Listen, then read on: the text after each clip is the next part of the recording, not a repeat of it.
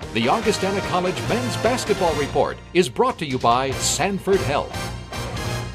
Joining me now is Augustana men's basketball coach, Tom Billeter. Well, Tom, last Saturday the Vikings went down to Wayne State, and it started out a little bit precarious, 23-20. We're down at halftime, got down 26-20, and then we exploded, man. Well, even, and I know we talked about this before, it's hard to say again, but, even though we were down, we played hard. A week before where I didn't feel like we played hard. Well, that game we were playing so hard that I wasn't even nervous. I didn't do anything at halftime. We made a couple little adjustments offensively and just said, keep doing what you're doing. But I thought, my posts really battled their bigs, and I thought Nate Truex and Derek DeZale did a very good job defensively. And if they'll just do that, if they'll just keep the other posts somewhat limited and just get rebounds, we're fine, because our perimeter can score, and they can score too, but we need to control the inside game a little bit better defensively, and we'll be okay. And I thought both teams played hard. I compliment Wayne. They did all the things they needed to do to stay in the game. They controlled tempo.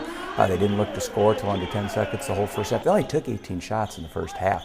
You realize, they shot 50%. Well, they made 9 shots out of 18. They never shot the ball. And that's what they should have done. I mean, they played, we get on the bus, go down there, get off the bus, play.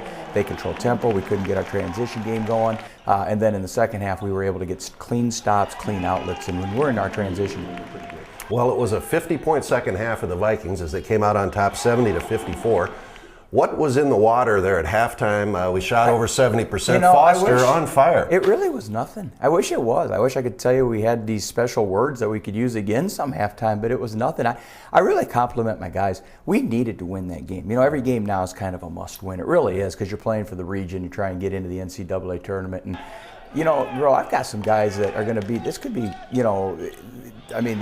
they're seniors. Their season could either keep going and they could have a great run, or they could be about done. And I think they realize it. And I thought Jordan and all my seniors, I thought they really stepped it up in the second half and kind of put us on their back. I thought Lee had good minutes. Obviously, Dave, he probably won't. We've never had a player of the week since Corey McIntosh, it seems like. But, in my opinion, he's the player of the week because he won us the game. Yeah, tremendous victory, Tom. And unfortunately, you got to keep on playing, and we got 6 to go. The Vikings, right now, it's 17-4 overall.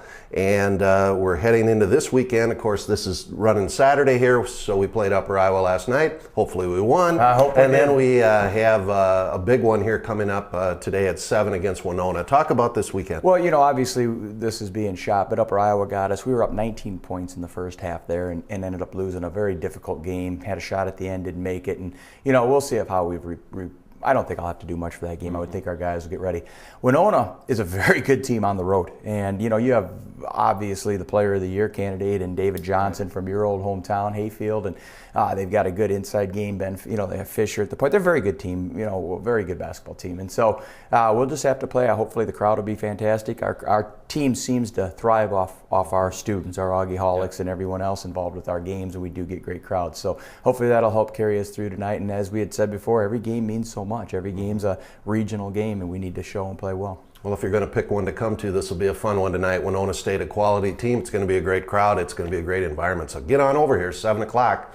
And the women play at 5, of course. Then, Tom, you're back on the road, and going to be a couple of difficult games. The long trip to Bismarck to play Mary, and then on to Northern. And again, a team that beat us handedly at our place by 14, and I thought they really just took it to us. And Northern was a very difficult game here. I think we won by 5 or 7 off the top of my head. It was one or the other, and 82-77-5, I believe. But they, again, another team that is well coached. They're going to match up well with us, and they're playing some of their best basketball as well, Bill. So and the trip is a killer. You play one night at one place, and it's 3.5 hours to the next site. They have a huge advantage with their travel partner, but that's okay. It's all part of it. I'm not using that to whine. I'm going to use that as strength for our guys to make them understand. Hey, this is a weekend we got to toughen up and do the little things and make sure we're all on the same page and play our hearts out. Well, hopefully the depth that you have is going to pay off over that weekend. And then it's playoff time. It's getting very close here. The NSIC playoffs, the NCAA regional. Talk about the mix. Well, and I'm on the committee for the NCAA regional. It's amazing to me how 1 through 4 we're very tight, and then 5 through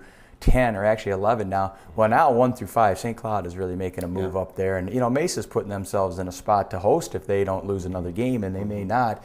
Still have to play at Fort Lewis. Mankato, they'll win out or should. I'll have a tough game at St. Cloud, but they'll, if that happens, and Mesa can get a loss somewhere, Mankato will host. That's how close it really is. Right. And then the rest of us are all playing for seeds at this time. I mean, we still need to win a couple more games.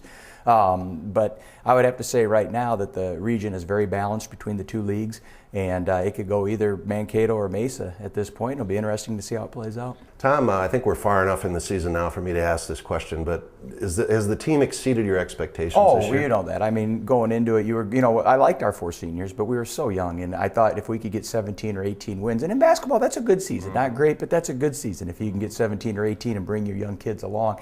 So I'm happy with where we're at, but then it's just like I always say, you're greedy. Now I look at the couple games we lost that we shouldn't have, and you see down the schedule where those could have padded you to allow you some, error down the road and what have you. So now, you were really kind of fighting for a regional spot, and, it could be 3 straight years in the NCAA tournament, and that hasn't been done in a long time, if ever. I don't even know. You may have done it, but not very often. So we've got some kids playing for some things, and hopefully we can carry this out. But, knock on wood, I'm not saying that's going to happen. We have 6 tough games ahead of us that can go anyway. Well, it's great basketball, so good luck, Tom, to you and your team. Thanks, Crow. The Augustana Women's Basketball Report with Coach Dave Krauth is next.